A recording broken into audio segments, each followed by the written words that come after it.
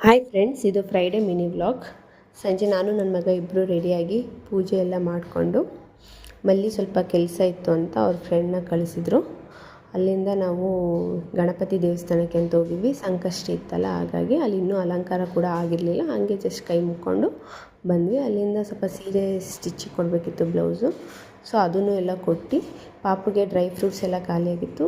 So ಅದನ್ನು ತೊಗೊಂಬರೋಣ ಅಂತ ಹೋಗಿದ್ವಿ. ಅಲ್ಲಿಂದ ಡ್ರೈ ಫ್ರೂಟ್ಸ್ ಎಲ್ಲ ತೊಗೊಂಡು ಅಲ್ಲೇ ಪಕ್ಕದಲ್ಲೇ ಬೇಕ್ರಿ ಇತ್ತು. ಏನಾರ ಸ್ನ್ಯಾಕ್ಸ್ ತಿನ್ನೋಣ ಅಂತ ಅನ್ನಿಸ್ತಿತ್ತು. ಸೊ ಹಾಗಾಗಿ ಪಪ್ಸ್ ತೊಗೊಂಡು ತಿಂದ್ವಿ. ತುಂಬ ಚೆನ್ನಾಗಿತ್ತು ಪಪ್ಸಲ್ಲಿ. ಅಲ್ಲಿಂದ ನಾವು ತರಕಾರಿ ಎಲ್ಲ ತೊಗೊಂಡು ಮನೆಗೆ ಬಂದ್ವಿ. ಮನೆಗೆ ಬಂದು ನೋಡಿ ನನ್ನ ಮಗ ರೇಷನೆಲ್ಲ ಎಳ್ದು ತಿನ್ನಿಸ್ತಿದ್ದಾನೆ. ಟೈಮ್ ಕೂಡ ಆಗಿತ್ತು.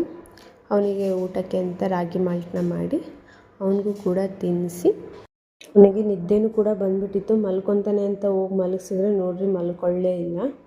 ಸರಿ ಅಂತ ಅವನಲ್ಲೇ ಬಿಟ್ಟು ಊಟಕ್ಕೆ ಅಂತ ಹೆಸ್ರು ಕಾಳು ಮೊಳಕೆ ಕಾಳಿತ್ತು. ಸೊ ಅದ್ರ ಪಲ್ಯ ಮಾಡಿ ಚಪಾತಿ ಮಾಡಿದ್ದೆ. ಕಿಚನ್ ಎಲ್ಲ ಕ್ಲೀನ್ ಮಾಡಿ ಇದಾಗಿತ್ತು ನನ್ನ ಇವತ್ತಿನ vlog. Thank you for watching.